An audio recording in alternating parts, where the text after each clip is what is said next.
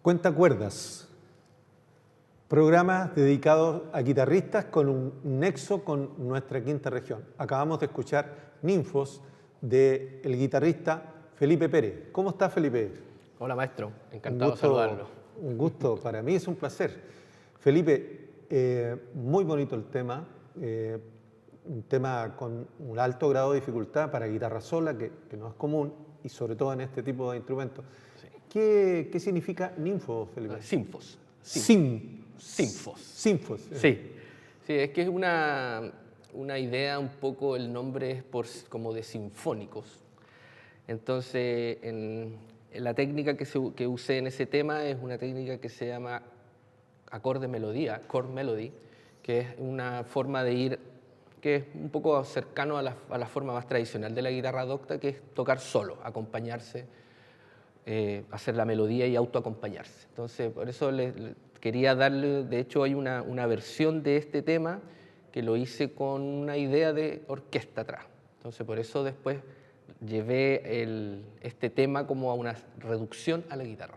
Sí, me di cuenta que, claro, que tocas con uñeta, tocas con los dedos y lo tocas combinado. Sí, técnica híbrida, sí. Pues entonces así voy llevando la melodía y con la uñeta no pierdo el ataque de los graves de las cuerdas metálicas. Entonces voy combinando, como que la uñeta la uso como de pulgar, por así decirlo.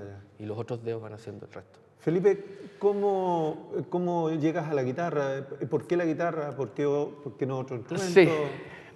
Bueno, es un poco, no sé si al azar, pero yo soy de Rancagua, entonces en el colegio empecé a temprana edad con el metalófono.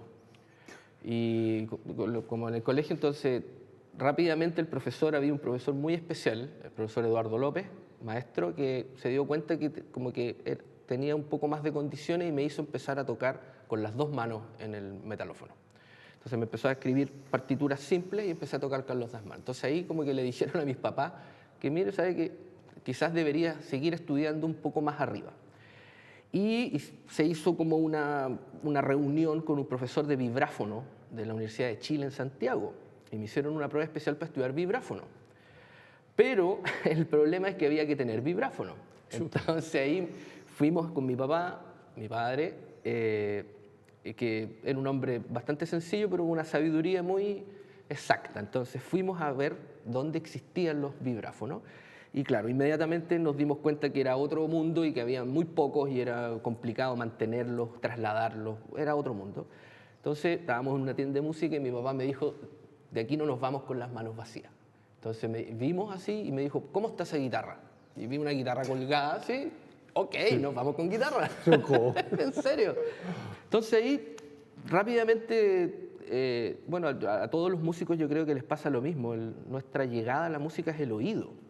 Es reconocer sonidos que a uno lo empiezan a interesar, distintos tipos de sonidos, distintos tipos de instrumentos. Entonces, como ya tenía un poco la oreja ya despierta, empecé rápidamente a conocer un poco la guitarra, a ver de qué se trataba. Me regalaron los cancioneros típicos de cuando uno es niño. Listo, empecé con los acordes básicos y ahí también tuve la suerte de otra persona que me identificó y me mandó a estudiar con un maestro, el maestro Ernesto Rosón, que es un destacado, claro, y ahí el maestro y cambió todo. Ahí me enseñaron a leer música, me hicieron la mano y estudié varios años con él. Entonces, todo esto en la educación media. En Rancagua, claro, Sí. Antes de venir a Valparaíso, claro. Y bueno, ahí conocí con lo que era la música de verdad, estudiar de verdad, régimen de conservatorio, cambió todo. Y después empecé a crecer y llegó la adolescencia y mis orejas encontraron el rock y las guitarras eléctricas. Entonces ahí también hubo una expansión. También harto tiene que ver el colegio. El colegio, tuve suerte de estar en un buen colegio que promovía hartas cosas, entonces teníamos sala de ensayo, más encima yo estaba en el grupo oficial del colegio, entonces teníamos ciertas regalías por eso. Nos prestaban las salas de ensayo. Entonces ahí rápidamente me empecé a conectar con este nuevo mundo, con este nuevo instrumento, y ahí me embarqué en un viaje que aún no termina. Oye, y después tuve la oportunidad de conocerte en la Católica de Valparaíso. Después me vine a estudiar a la Católica de Valparaíso, y ahí usted me hizo clase junto al maestro Guillermo Nur, y claro, pues ahí continué un poco con los estudios de guitarra docta, que claro, ahí usted me mostró el mundo de Leo Brouwer y todo eso que no lo conocía hasta el momento. Pero paralelamente seguí con la guitarra eléctrica porque hay un asunto que es el sonido. Para mí el sonido es súper importante, de cómo las frecuencias llegan. Y los instrumentos, según la variedad de los instrumentos, van entregándonos diferentes frecuencias, diferentes tipos de frecuencias. Entonces la guitarra eléctrica, como empecé a ensayar y empecé a tener acceso a enchufar la guitarra eléctrica a amplificadores, ahí empecé a comprender cómo se comportaba la guitarra eléctrica como sonido. Ese es un mundo, pero o sea, a todos los músicos se nos abre un mundo porque hay dos cosas que quiero recalcar. Primero, que los jóvenes que nos están viendo se dan cuenta del tránsito que ha tenido Felipe, que no es casual, en el sentido de que no es que uno tome la guitarra y toque rock y toque jazz. O sea, hay toda una preparación, hay estudio, hay conocimiento, hay audición, hay experiencia, hay contactarse, leer, ver. Entonces, ese es un muy buen mensaje. O sea, tu camino en el colegio y posterior a la universidad, aparte de tu experiencia como músico. Claro. Tú practicas jazz rock, ¿no es cierto? Sí. Eso es lo que tú haces. Yo Claro. quiero recalcar algo que para mí es súper importante en un país donde hay grandes intérpretes, pero hay muy poquitos compositores. Y aquí en tu caso, el tema que acabas de interpretar, que es de alta factura, tú eres el compositor. Entonces yo pensaba, ¿con qué autoridad tú tocas? Porque el tema es tuyo, el tema es como tú lo quieres tocar.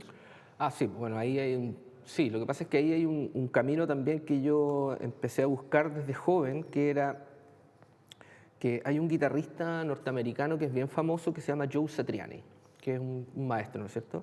Entonces, todos cuando jóvenes escuchamos a Satriani y a otros grandes guitarristas eléctricos que elevaron la vara técnica y de ejecución y de todo, entonces uno se alucinaba literalmente escuchando ese nivel de ejecución.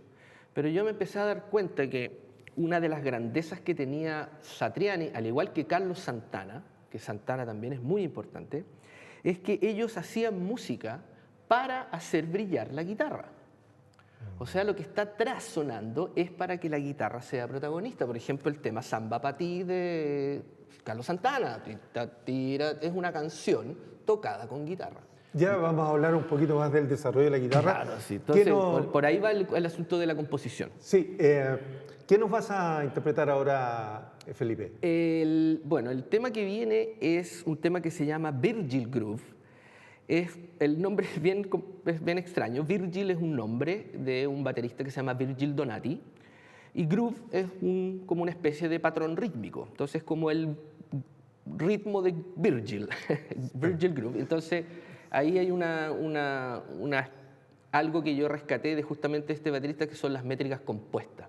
Este tema está en una métrica de 11 octavos y 7 octavos. Es una serie que se va repitiendo todo el tema. Entonces, para todos ustedes, Virgil Group.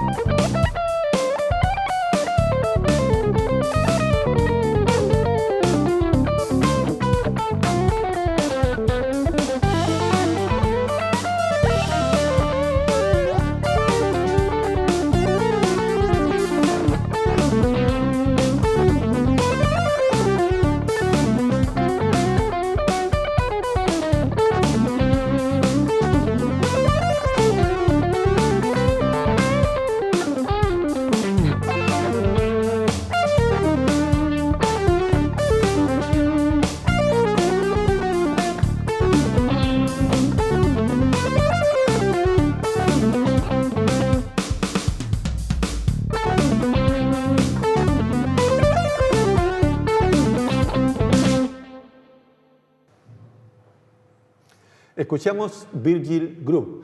Felipe, interpretado y compuesto, ¿no?, por ti, Sí. muy interesante. Pero hay un elemento nuevo respecto al primer tema, que aquí te hiciste acompañar de una pista. Sí. ¿Qué pasa con esa pista? ¿Esa pista la compras, la mandas a hacer o es de tu creación también? No, las pistas las hago yo también. Ya. Ahí hay un mundo también que llevo mucho tiempo estudiando, que es el mundo de la autoproducción, con el factor de los home studios, de los estudios caseros, y con la utilización de software dedicados a la composición musical. ¿Qué Entonces, software estás ocupando para ocupo secuenciar? Logic Pro. Logic Pro, muy X, bueno. sí, de Mac. Entonces, con esa plataforma diseño todo. Me permite generar las baterías, los bajos, los teclados. Todo lo hago yo, lo voy tocando entre los teclados y a veces escribiendo también en el computador. Y luego de eso también he estudiado harto de sonido, entonces hago la mezcla. Sí, lo que pasa es que la mayoría de los músicos podemos grabar, pero después de eso, bueno, lo mandamos a mezclar y... Claro, sí. claro, ¿no? Me gusta mucho el mundo del sonido. También ahí en Rancagua tuve suerte de hacer algunos estudios previos de sonido. Por ejemplo, cuando tenía como 16 años, en una sala de ensayo que había en Rancagua, se hizo una clínica por primera vez de audio de mesas de sonido. Entonces llegó un sonidista profesional a explicarnos una mesa de sonido profesional. Y ahí cambió todo. Ese es un mundo que para los músicos en algún momento, o sea, como está la tecnología al servicio de la música, vamos a tener que integrarnos, vamos a tener que estudiar. Sí, sí, yo creo que sí. Por ejemplo, a mis alumnos yo les empiezo a mostrar un poco esto porque, por ejemplo, yo llevo trabajando harto tiempo y muchos músicos en el mundo están haciendo lo mismo, que se trabaja a distancia. Que de un estudio me mandan las pistas vía mail, yo grabo mi guitarra en mi casa y mando el mail de nuevo y ellos lo montan en lo... Claro, y eso ya es parte de lo normal. Ahora las generaciones nuevas de los, no sé, chicos de 20 años ya están más acostumbrados a eso, porque claro, las herramientas tecnológicas que usted mismo, ¿no es cierto?, es testigo de la evolución que vivimos todos de los cassettes para adelante.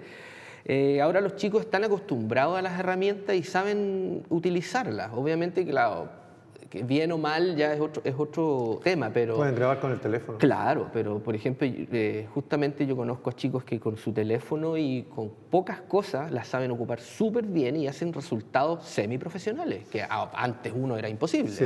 Claro. Hay un gran camino de estudio. Felipe, ¿y dónde te estás desarrollando profesionalmente?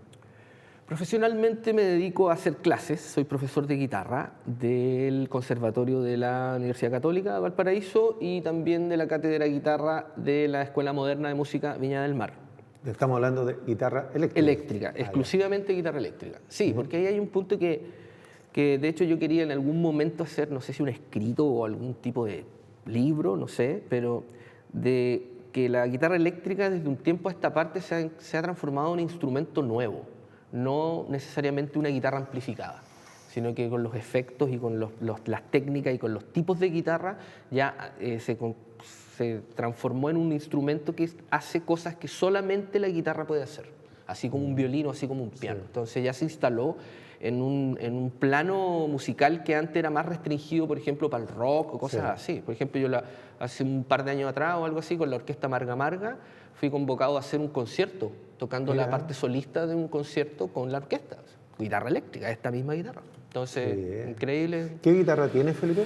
Esta es una guitarra Sterling de Music Man, pero está un poco modificada, gracias a mi gran amigo Manuel Orrego, el gran luthier. Gran luthier de nuestra quinta región. Del país, abrazo a mi hermano. Y él me acondicionó un poco esta guitarra. Es una guitarra bastante simple, pero es una guitarra que obedece al formato Stratocaster, que justamente por el hecho de que hago sesiones y que grabo para distinta gente, esta guitarra me da un sonido como estándar mundial.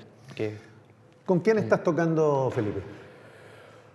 Musicalmente tengo el proyecto solista que se llama Pérez Music, que trabajo con el profesor Manuel Estay en la batería y el profesor Álvaro Campos en el bajo, más las pistas.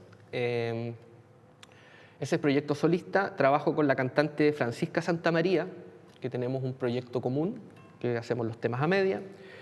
Y trabajo con el cantante Teo Sonoro, que es una música más urbana, que también hacemos temas. Y lo que pasa es que ahí con la Francisca y con el Tebo hago un poco de productor musical, porque grabamos los temas y yo hago todo el resto y mezclo y masterizo. Entonces ahí vamos sacando los temas desde mi casa en realidad. Y además hago algunas sesiones. Hago sesiones como en bandas tipo Matrimonio, así hay que tocar, y trabajo con un cantante, Daniel Birch, que es un cantante con que también le produzco los temas y hemos ido a tocar al extranjero y cosas así. Felipe, estamos llegando a nuestro término, pero me gustaría ver si le puedes dar un consejo a todos los jóvenes o niños, ya que hoy día eres un muy buen profesor de guitarra, y que se quiere dedicar al rock o al jazz. Algunos jóvenes piensan que uno se enfrenta así nomás. ¿Qué les recomendarías tú?